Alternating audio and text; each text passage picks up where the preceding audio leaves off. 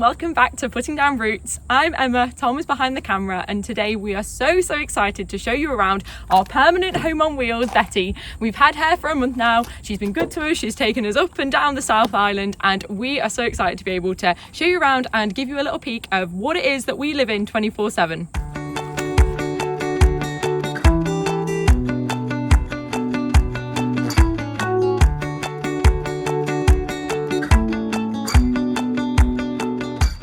Betty is a 2004 Ford Transit. She is a long wheelbase, medium height. First we'll show you around the front and then we'll get into the back. So Betty is self-contained for 2 people, but we do have 3 seats at the front. I'll hop inside. We have a middle seat, one to the left, and then the driver's seat. The driver's seat at the moment has my nice hoodie on, but it also has this sort of nice padding, which actually inflates. We were like figuring this out the other week, and then we were like, oh my gosh, it's blowing up in the best way.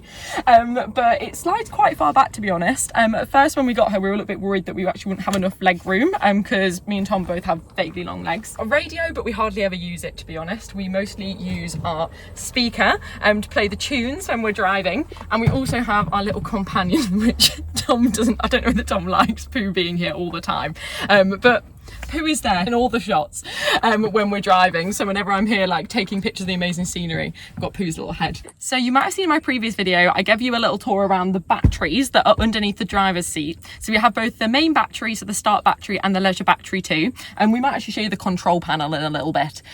But we hook up our inverter that charges our laptop and any devices that need a plug. And we have to put 2 crocodile clips on the leisure battery, and then we are able to charge. So that's under these seats. This is the inverter. Like I was saying in our Mount Cook vlog, it's not the best inverter in the world. It was what the last owners of the van bought very near the end of their trip, so they just sort of wanted something that would make do, and to be honest, we've been fine with this. And the big solar panels, which I'll come on to talking about at the top, just mean that we rarely run out of power to charge things from the cigarette lighter anyway inside the van. But yeah, that's how we charge things under here. So this is it. Here is our control panel for the solar power and also the leisure battery too. So the solar panel is linked to here, so we can see how much power that's generating. So at the moment it's generating 22.9 volts, which is very good because it's a sunny day. And then the main battery has 14.6 volts coming in, and the leisure battery 14.4. So they're both fully charged. They're both fully charged. Anything above 14 volts is fully charged. Amazing. And then the lowest we don't want it to drop is around 12 volts. 12, yeah. So we just have to keep an eye on that, but it's fairly easy. But like I said, with the big solar panels at the top, we don't really have to worry, to be honest. And we only just sort of check it for peace of mind before we charge anything with the inverter. So the other side to where we get in the van, this is the back, and this is where we fill up all of the water. So this here connects to the toilet, so we pull this out when we want to refill and dump the wastewater that's gone into the toilet, and then we fill up the flush by using this little one here, which just swings out. We fill up the fresh water by using this little pipe here. So we hose the fresh water in, and then there's an overflow tap, so we know when that's done as well. This is where we store the van's 2 gas canisters. The main things in the van run off of gas and electric. So when we're stationary, we switch them to gas, and when we're driving, they can be ran on electric because the engine is generating enough power. I think there's 7.5 kilogram gas tanks that we have. The main one that actually runs everything when we switch things to gas is at the back, and then we always keep a spare one just in case we run out at the front too. We have been absolutely amazed how long these last, haven't we, Tom? We keep thinking that it's going to run out really soon, and like we said, we've had the van a month and we've only had to make 1 change right at the start. So this is the main bit of storage for the van. This has been so great because it just means that we can shove our 2 suitcases, our shoes, our hoses for filling up the water, all go under here, along with just other miscellaneous things and some ciders and beers. But yeah, this has been a fab space. I know quite a lot of people have the debate of whether you should have a fixed bed or a non-fixed bed, so you can make it up into a table. Ours is permanently fixed, but this means that we can store so much stuff under here all of the time, so for us it's a big bonus. So this is the main living bit of the van, and we'll come back to the kitchen bit in a second, but this is our fixed bathroom area. We opted to go for more of a fixed bathroom area, mainly because the rules in New Zealand potentially could be changing, so you'd need to have a fixed toilet instead of one that's portable and just gets put under the bed, for example. But it also means that then we have a shower. So yeah, this is the fixed toilet. It has a flush and everything, and like I said, that goes to the bit of the wastewater that I was showing you earlier. Keep our toilet rolls in here. This is our laundry. This is a great bag that we picked up for only $5, and we really didn't know what we were going to do with our laundry, but it goes really well in here. Got my towel, Tom's towel, and then a couple of other ones that we sometimes use when things just get dirty on the main bits of the van, which they do a lot.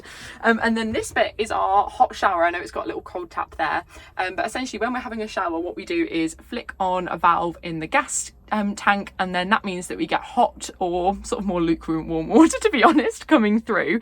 But that's a really nice option, because a lot of vans don't have that, and people have to opt for using public showers a lot more. And we also have a skylight up here which goes to our solar panels. You can see the solar panels above, but that's how we get ventilation in this area. It can also be separated here by this this curtain, so when we're having a shower we just pull it down and it stops everything getting wet. This is the little sink, so the water comes through a little foot pump. And then we have our little towel, we have a fixed soap thing in here, so the soap gets stored under here. Like I said, water, we've got a little mirror up here, and we've got 2 of these sort of storage units which are fixed and dangle down. They are so ugly, but they are so practical, and we really enjoy having this because we're able to keep stuff in these 2 here. These are Tom's, and then this is my makeup bag. Can you believe it? I have no other makeup bag, but stuff in here. So I have all my makeup wipes, Tom has his toothbrush, you can see shavers, and we've got some deodorant as well. So that's just so handy for when we need to either grab things and go out of the door or we can just use this as a little bit of bathroom and getting ready area in the morning too. So this is the entirety of our main living area, and also a little bit of kitchen too, because we've got fridge and some food storage here. Underneath here, this is where we store the majority of our clothes. We'll show you where we store some more in a second. I'll just give you a quick peek. So we've got 2 plastic crates which are held together by this when we're driving, so they don't slide forward. And then here are my clothes, and then Tom's at this side. So yeah, that's where we keep the bulk of our day-to-day stuff.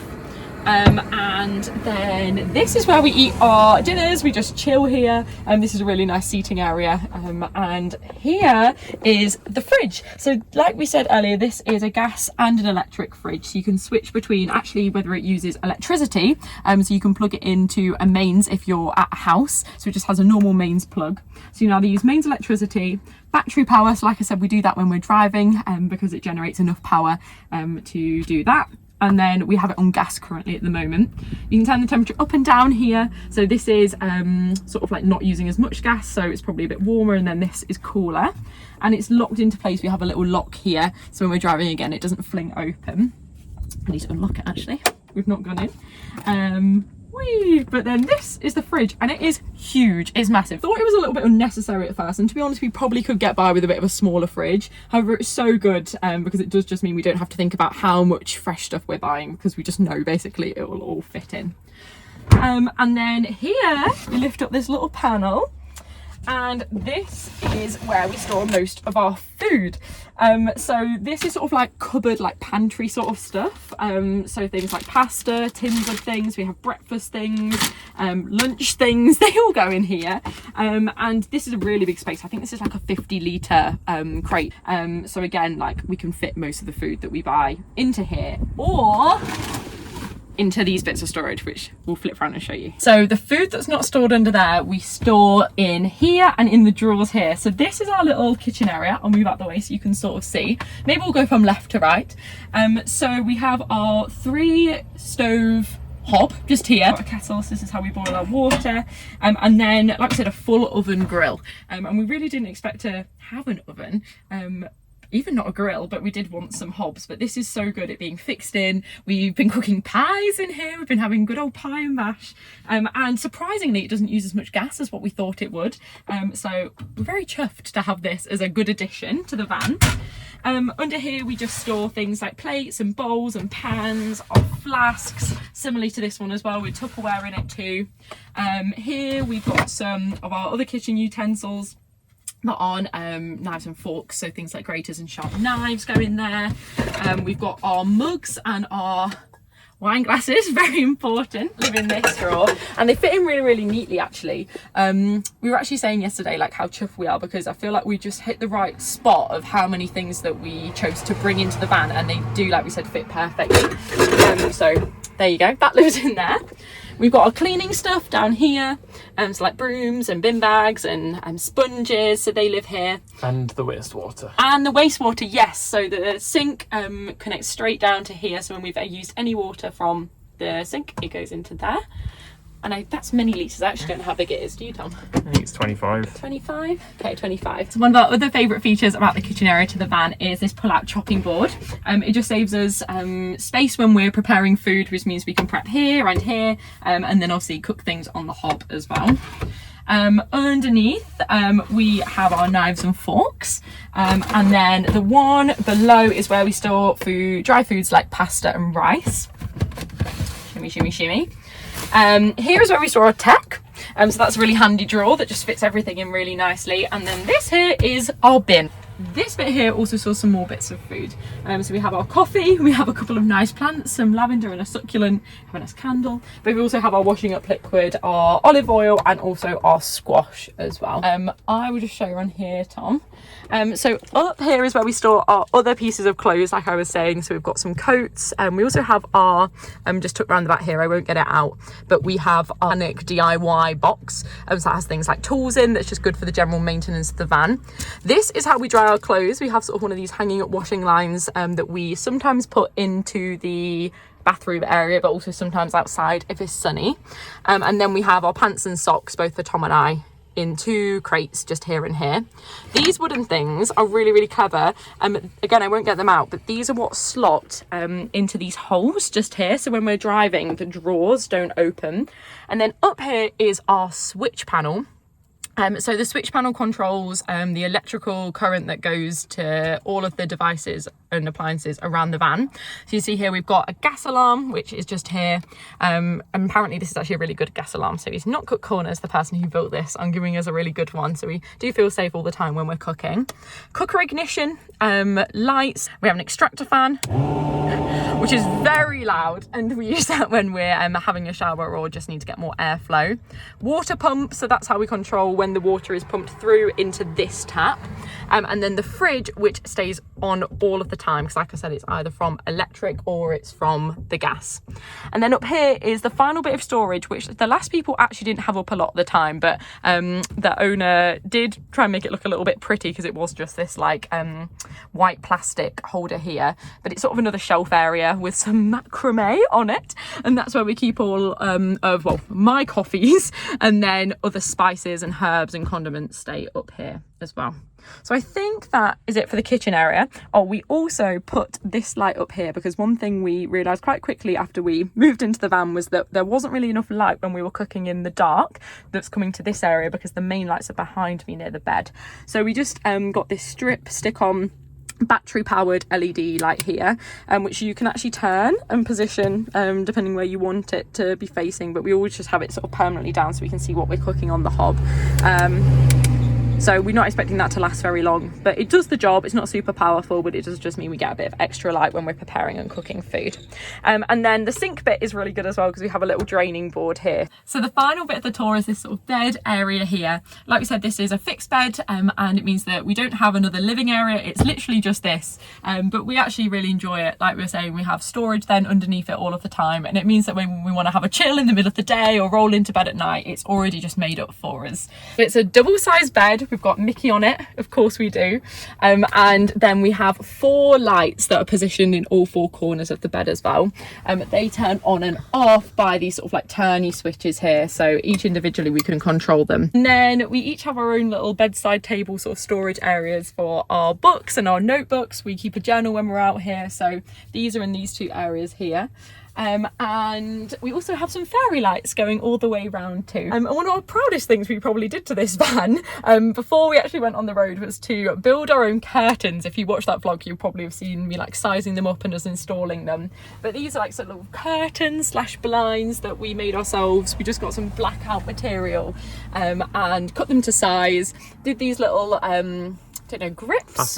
Fasteners, yeah, that means that they can stay up. And these windows are actually really great because they have a permanent mosquito sort of fly net over them.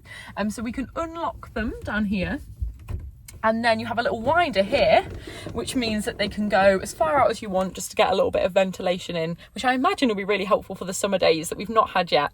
But it just means that you get a bit of airflow at the back here as well, and you don't have to worry about flies coming into your bed area. This bit here is a switch round, is a bit of a dust guard, and also it just acts as another way to stop light coming in. So we unzip this when we're driving so we can sort of see out of the back, but then at night time we sort of have like a little tent bit that we can close ourselves in and out on. We also have a big long hot water bottle because it gets quite cold here in the winter, and I'm just a very cold person in general, so I need a little bit of extra heat. So we got a big long one when we were actually going up to Mount Cook because we knew it was going to be really cold, and we haven't had to use it since, to be honest. It's not been that chilly, but we have this on hand just in case we need. We have a duvet over the top, but underneath we also have sleeping bags. So we have our 2 sleeping bags here. They're joined together. How cute. And mine's supposed to be the pink one, and then Tom's is the orange, but we actually often end up sleeping, so I'm like the furthest this way, so I often had that orange one. These are 3 season sleeping bags, and we often don't need the duvet even, do we? They just keep us really, really toasty and warm. The duvet is also just for aesthetic reasons, because I'm not sure how I feel about having like a rhubarb and custard duo of sleeping bags on the bed on show at all times. And the final bit that probably is to note, or 2 things maybe, is this storage area here. So again, this is one of the 2 quite ugly hanging storage areas, but it's so handy to have because we can just grab things and go really easily. So we've got our shower stuff here, so like shampoos and conditioners, our bags, so when we go shopping we can grab them, paracetamol and ibuprofen, and we got like massive ones because I'm often a victim of a headache like I was this morning, so these are just great to have. Our sunglasses and glasses, my very hairy comb and brush, I'm sorry about that, and our head torch as well that we can just recharge. And one of the main ways that we let light in is by this sunroof here. So this is huge, and we can open it up in the day to again get a little bit of airflow in. But at night, one other thing that we made is these sort of covers, which usually stop like on a sunny day your car getting really warm, but instead we decided we'd use them to block out the light. So we put these up at night, and then to be honest the van is quite dark in the morning when we wake up. We also have mosquito nets for these as well because we've just been on the west coast and there are so many sandflies that were just getting into the van, so we were really glad to have these. So whenever we had the sunroofs open we just put these up and no pesky flies would get in. We also have 2 really big solar panels on our roofs. So like I said, they go over this sunroof here on top of the van. They are 150 watts each, so 300 watts. Maybe I'll insert some clips of the drone flying over you so you can actually see them on the top. But yeah, they sit above here, so we actually don't get loads of light from here, but what we do get is lots and lots of power. So yeah, altogether we have 300 watts that gets generated up here when the sun is shining and out. And then the final thing, sort of related to power as well, is this cigarette lighter here, which is how we charge our phones or other appliances that can just be charged via USB. This runs off the leisure battery, so yeah, when we know it's been a sunny day especially, we're able to plug our phones into here. And also as an extension to the kitchen area when the sun is shining and we can have the doors open is this little table here. It folds in and out. I will show you how we do that. So it sort of goes down and then just clips up. And it means, like I said, we do have another countertop space, because one thing that probably we are a little bit pushed for in here is space to prep our meals really. Like you saw, we only really have the chopping board and then the draining board area. So this just means that we can have another place where we can have all of our stuff out when we're cooking. So coming out of the van, one other thing that we do have but we're yet to put up is this sort of awning sunshade area. And it's apparently quite difficult to put up. We did get sent a video from the last people who owned it who had tried to do it on a nice day where they were stationary for a while, but we are yet to attempt it just because we've been on the move a lot really and we haven't really needed it. But I'm sure this is a really good area where you do want to have an extension to your living area. You just want to be able to put shoes and stuff and know that they're not going to get wet. So this pulls all the way out here, and just means that we have a little bit more space when we need it, but we do need to figure out how to do that. And for the more astute of you, you may have realised that we haven't shown yet where we put our fuel in and out, like it's not on the back. It is behind here, so it's behind one of these poles. So every time that we need to fill up, we have to undo this knot, and then there's a bit of masking tape here, which means that we have to take that off. That goes to the bit of the fuel tank, and that's how we fill up with diesel. We really hope that gave you a bit of an insight into how we live our lives at the moment, how we manage in such a small space, because She is small, but she's very nifty and does all the things that we need her to. Like you saw, we could just about stand up in her, especially when we have the sunroof open. And we opted to go for a little bit of a bigger van, mainly just because we wanted a little bit more space, because we're hopefully going to be living in here for around a year. And there's so many things that we're really, really grateful for. So like the lights, like having the oven, like we said, and just a little bit more storage and a shower are both gonna, prove really, really handy and helpful when we're on the road for long periods of time. Please leave any questions that you have in the comments below. Hopefully we've gone through everything, but I'm sure there'll be a few technical and mechanical things that people might want to know that we've missed, or things that maybe don't make sense. So if you're intrigued, do drop us a comment and we will reply. But do stay tuned for some more videos. We're going to be hitting the road again next week, so we will take you along with us. We'll have another very up-to-date weekly vlog series coming in. Thank you for watching. Subscribe if you haven't already, like this video if you did, and we will see you next time. Bye bye. Bye.